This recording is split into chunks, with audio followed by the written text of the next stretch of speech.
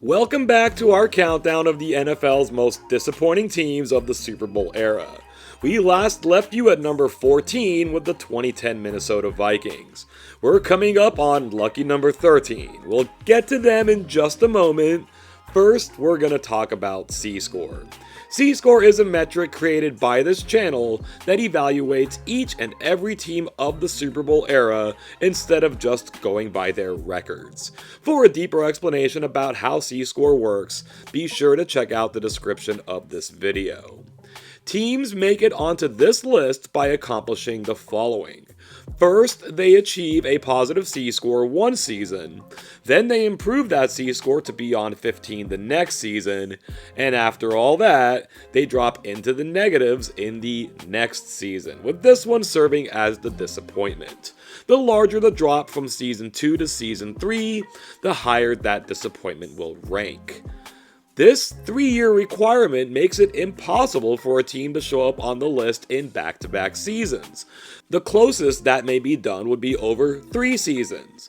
Well, after appearing here in 2001, the Tennessee Titans pulled off the closest thing we have to a back-to-back by landing the number 13 spot with their 2014. Wanted to thank you for taking some time with us today. Do us a major solid by liking this video, sharing it, subscribing to the channel, and dinging that notification bell. I can't tell you how much I would appreciate it.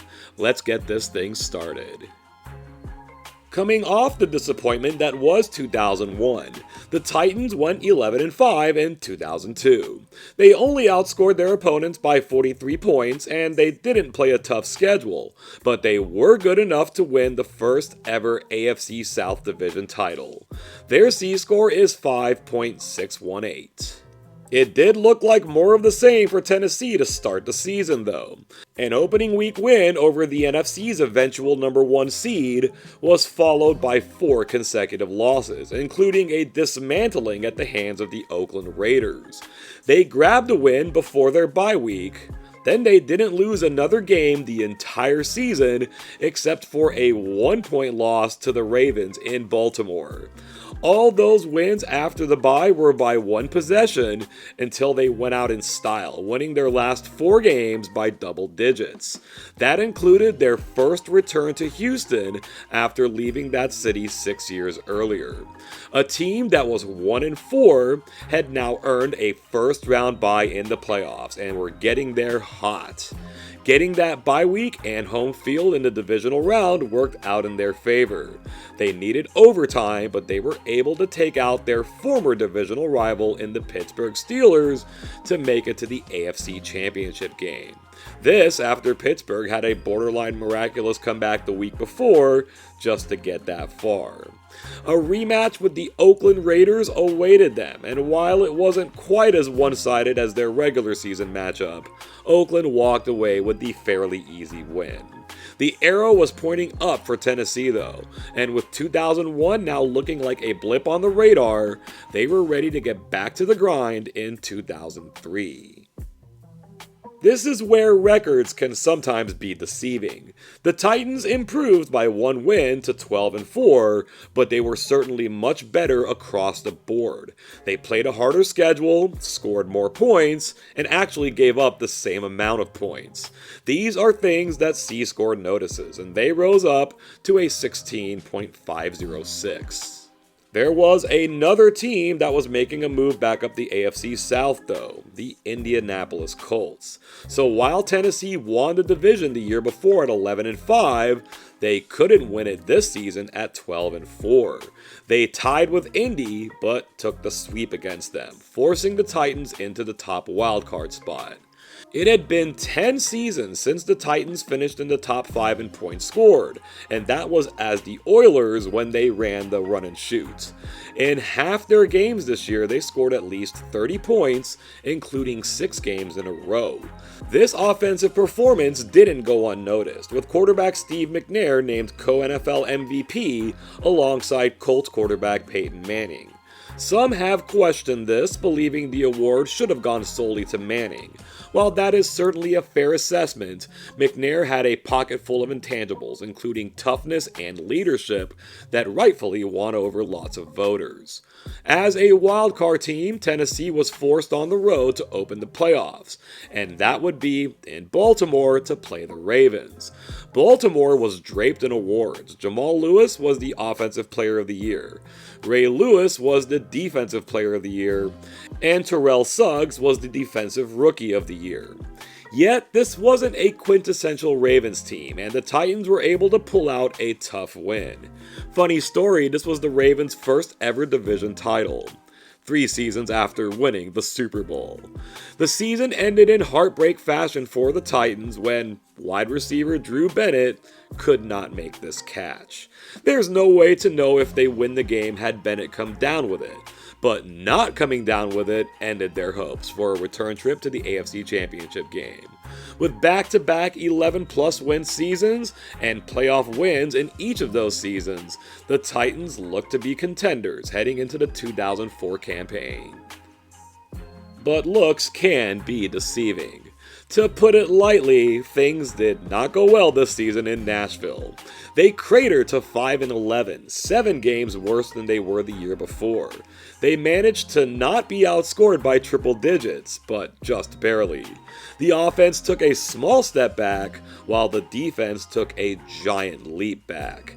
A top 10 strength of schedule provides some respite for that C-score, but not by much. Their disappointment was punctuated with a negative 12.245. The Titans lost a number of players this season, chief among them running back Eddie George, tight end Frank Wycheck, and defensive end Javon Curse. These guys are all Titan icons, and their loss should not be minimized. But they lost some other players as well, whose names may not show up on the marquee, but who still carried great significance, including wide receiver Justin McCarrons, defensive lineman Roberi Smith, and linebacker Peter Sermon. In Sermon's case, he was lost for the season due to injury. That's a lot of talent to lose all at once. But keeping that all in mind, the simple truth is that the Titans just didn't play as well as they had the previous 2 seasons. They weren't particularly unlucky in one-score games, going an even 3-3.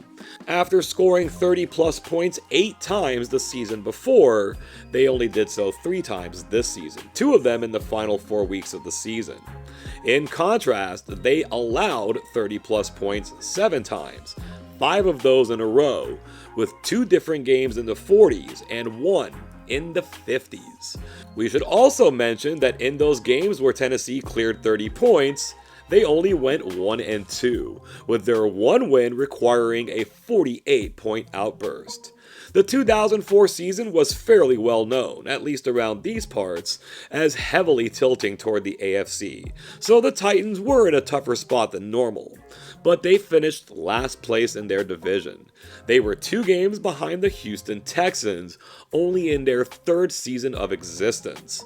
Only the Cleveland Browns and the Miami Dolphins had worse records. There just weren't many bright spots for this team.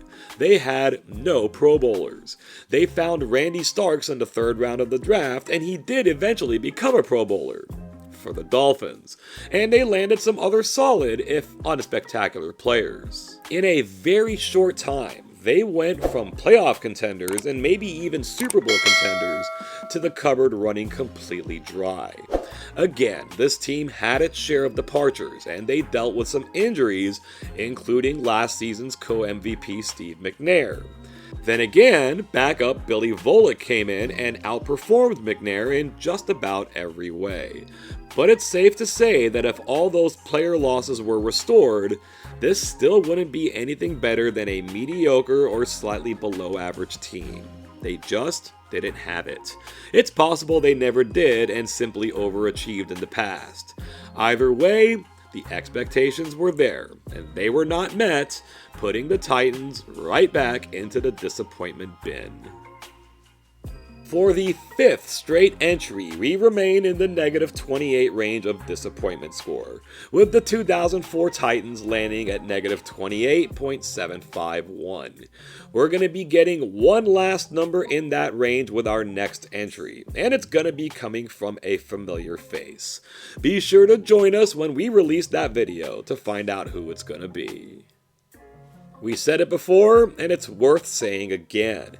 The Tennessee Titans' 3-season run from 1999 to 2001 got them on this list of disappointments. Then they turned around and made it again with their run from 2002 to 2004. It's almost impressive when you really think about it. A three-peat wasn't in the cards because the Titans were even worse in 2005. In fact, their worst season to date in Nashville. Worse seasons than that still lay ahead.